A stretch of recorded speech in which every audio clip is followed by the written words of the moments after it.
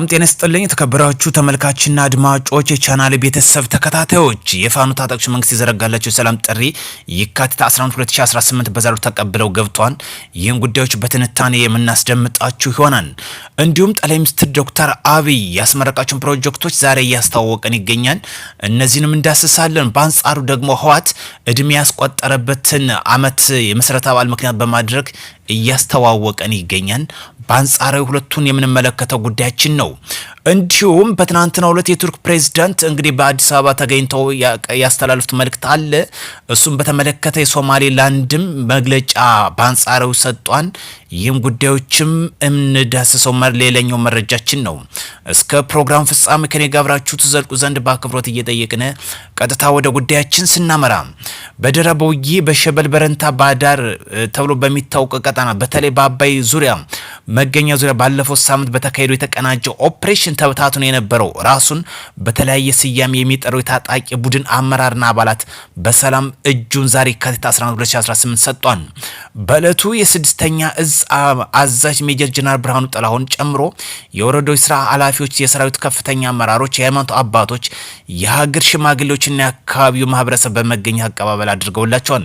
ሜጀር ጀነራል ብርሃኑ ጥላሁን ምን ጊዜም ቢሆን ኢትዮጵያዊነትን በማስቀደምና በምክክር በውይይት የትኛውንም ችግር መፍታት እንደሚቻል በመሳሳታችሁን ተረታችሁ የሰላም ጥሪ ተቀብላችሁ በመምጣታችሁ ምስጋና ይገባችኋል ሲል መልእክቱን አስተላልፏል። ዋና አዛዡም ፍላጎት በኃይልና ማሳክት መሞከር ትርፍ ኪሳራ ብቻ ሲሆን የኋላ ቀር አስተሳሰብ ያላቸው ቆሞ ቀሮች የሚከተሉት የጥፋት መንገድ እንደሆነም አስረድተዋል። ኢትዮጵያ በአሁኑ ሰዓት ታላላቅ የልማት ስራዎችንና ሌሎች ሀገራዊ ጉዳዮችን በማሳካት ደፋ ቀና እያለች በምትገኝበት ወቅት እንቅፋት መፍጠር የታሪክ ተወቃሽ ያደርጋል ያሉት ሜጀር ጀነራል ብርሃኑ ጥላሁን አሁንም ቀሪ በጫካ የሚንቀሳቀሱ ታጣቂ ቡድኖችን መንግስት የዘረጋላቸው የሰላም ጥሪ እንዲቀላቀሉ መልእክቱን አስተላልፏል።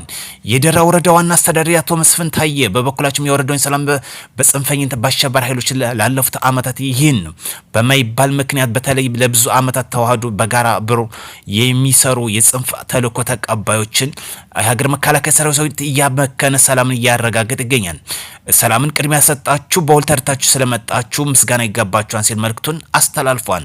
በደራ ወረዳ ቀጠና ታጥቆ ሲንቀሳቀሱ የነበሩትም የጽንፈኛ ቡድን ራሱን የሚኒልክ እዝ የበላይ ፍቃዱ ክፍለ ጦር ብሎ የሚጠራው ዋና አስተዳዳሪ በየነ ግዛቸው ትግሉ ከመነሻ ይህ ነው የሚባል ዓላማ የሌለው መሆኑን ገልጾ ለሶስት ዓመታት የህዝብን ስቃይም ከማብዛት ውጭ የሚያስገኝለት አንድም ጥቅም ትርፍ እንደሌለ በመረዳት መንግስት የዘረጋለንን የሰላም ጥሪ ተቀብለናል ሲል በበኩሉ ገልጿል። ውድ የቻናል ቤተሰብ ተከታታዮች ሰላም ለሀገራችን ያድግ፣ ጽንፍና ጽንፈኝነት ይውደም። ሌላኛው ጉዳያችን እዚህ ጋር የዘን የምንዳስሳቸው መረጃዎችም አሉ። ሚኒስትር ዶክተር አብይ በዛሬው ዕለት 3 ፕሮጀክቶችን በአንድ ቀን አስተዋውቀናል። በተለይ በትኩረት እንድትመለከቱ ፈልጋለሁ። ወደ ቀዳሚ መረጃዎች የማልፈው የአርጂ ድንጋይ መፍጫ ፋብሪካ በደማቅ ሁኔታ በዛሬው ወደ ስራ መግባቱን እንግዲህ ጎብኝቷን። ይህ ጉዳይ ከደቡብ አፍሪካ ነበር የምታስገባው ሀገራችን። በዛን ጊዜ ከፍተኛ የሲሚንቶ እጥረት እንዳለ ስንቶቻችን እናስታውሳለን። ይህ የተቀረፈበት ዋነኛ ምክንያት የአርጂ ድንጋይ መፍጫ ፋብሪካ ወደ ስራ መግባቱ ነው። ከውጭ ሲገባ የነበረውን የተፈጨ ድንጋይ ፍላጎት በሀገር ውስጥ በማሟላት በኢትዮጵያ ዘርፈ ብዙ የኢንዱስትሪ ልማት አብይና ሚና ይጫወታል። ፋብሪካው ለሲሚንቶ፣ ብረትና ኮንስትራክሽን ኢንዱስትሪ አስፈላጊ ጥሬ ግብዓቶችን ያቀርባል። በተጨማሪም ፕሮጀክቶች ኢትዮጵያ አካባቢ ጥበቃን በማረጋገጥ የኢንዱስትሪ ልማትን እንደምታሳካ ማሳያ መንገድ ነው። ይህ ዋነኛ በትኩረት እንዳነሳ የፈለጉትኝ ከዚህ በፊት የሲሚንቶ እጥረት ከፍተኛ ዋነኛ ምክንያት ከሆኑት ሮው ማቴሪያል ወይም ጥሬ ግብዓቶች የሚባሉት ነው። ለዚህ ደግሞ አንዱ ዛሬ የተመረቀው ይህ ጥሬ ግብዓት ለሲሚንቶ ዋነኛ ምክንያት እንደሆነ ይጠቀሳል። በተለይ ከውጭ የምታስገባው ከደቡብ አፍሪካ 100% በመቅረፍ ዋነኛ በሀገር በመተካት ሀገር በቀል ኢንዱስትሪ ነው። ለዚህ በጠቅላይ ሚኒስትር ዶክተር አብይ በዛሬው አስታውቀናል። ይህ ትልቅ አቅማችን የሚያሳይ ሀገራችን እድገት ነው። ሌላኛው ጉዳይ የቱልካምፒ የወርቅ ልማት ፕሮጀክት የተፈጥሮ ሀብታችን እንዴት ለሀገር ህዝብ ጥቅም በኃላፊነት መጠቀም እንዳለብን የሚያመላክት መሆን ጠቅላይ ሚኒስትር ዶክተር አብይ ገልጿል። በዚህም የውጭን ሀገር ባህል ሀብቶች የተሳተፉበት መሆኑን አስታውቋል። ሌላኛው ጉዳይ ደግሞ እዚህ ጋር ከምንመለከተው ሌላኛው ፕሮጀክት ቄለም ወለጋ የሚገኘው የመስኖ ፕሮጀክት ነው። በዚህም የተለያዩ ፍራፍሬዎችን የሚያምርት ፕሮጀክታችን ነው። ሀገራችን ከፍተኛ መሰረተ ልማቶችን እየሰራች ይገኛል። በዛሬው ዕለት ከተመለከትናቸው የሲሚንቶ ወይም የኮንስትራክሽን ግብዓቶች የሚሆነው አንዱ ፋብሪካችን ነው። ሁለተኛ ደግሞ በዋነኛነት የወርቅ ፋብሪካ ነው። እንዲሁም የግብርና ፋብሪካ ዶክተር አብይ በዛሬው ዕለት አስታውቀናል። በአንጻሩ ህወሓት 51ኛውን ዓመት እያስተዋወቀን ይገኛል። በስልጣን መንበር በነበረበት ጊዜ ለሀገር የሚሆን ትሩፋቶችን ምን ሰራ የሚለውን ቆም ብለን እንድናስብ ያደርገናል።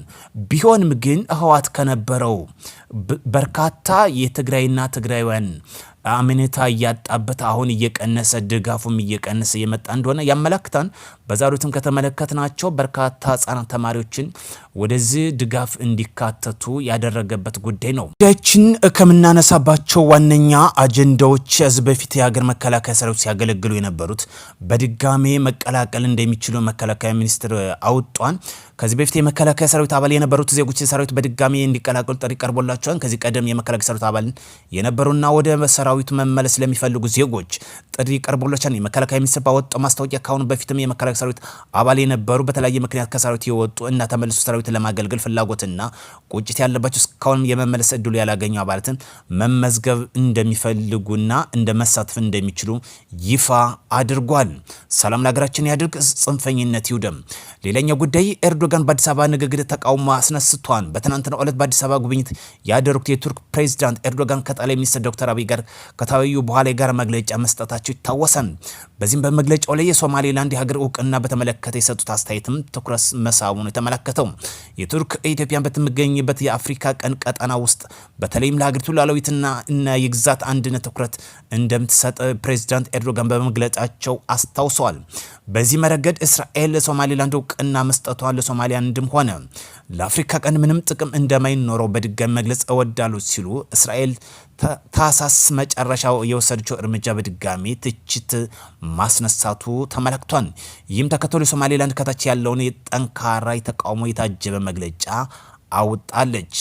በአንጻሩ ደግሞ ኢትዮጵያ ሁለት አይነት አማራጭ ወይም ደግሞ ለኢትዮጵያ ሁለት አይነት እድል እያመጣላት መሆኑ በተለያዩ ሶሻል ሚዲያዎች እየተገለጸ ይገኛል። በአጭሩ ለሀገራችን የሚያስፈልገው ሰላም ብቻ ነው። ጽንፈኝነትና ጦረኝነት ይውደም። መረጃችን ከውጭ የምንመለከተው አንድ መረጃ አለ። አሜሪካ ስለላ አውሮፕላን ልካለች በሚል ለኢራን የታለመ ነው እየተባለ ይገኛል። በዚህም የአሜሪካ ጦር RC-135V ሬቤት የጋራ ስትራቴጂካዊ የስለላ አውሮፕላን በኳታር አልአሊ ኤዶድ አየር ማረፊያ ላይ ሆኖ በፋርስ ባህረ ሰላጤ የስለላ ማሰባሰብ እንቅስቃሴውን ሲያካሄድ የነበረ ሲሆን ዛሬ በክሪቲየን በሚገኘው የሳውዲ የባህር ዳርቻ አየር ጣቢያ ላይ ታይቷል መባሉ ተሰምቷል። ይህም ለኢራን ያለመ መሆኑ መረጃ እያሰባሰበ ነው እየተባለ በተለያዩ መግለጫዎችም እየተሰጠ ይገኛል። በተለይ የሁለቱ ሀገራትም ውጥረቱ ከፍ እያደረገው ይገኛል። ባጭሩ ለዓለማችን ብሎም ለሀገራችን የሚያስፈልገው ሰላም ነው። ወደ ቻናል ተከታታዮች በሌላ መረጃ ተመልሰን እስክንገናኝ መልካም ምሽት እንዲወላችሁ ከወዲሁ እመኛለሁ።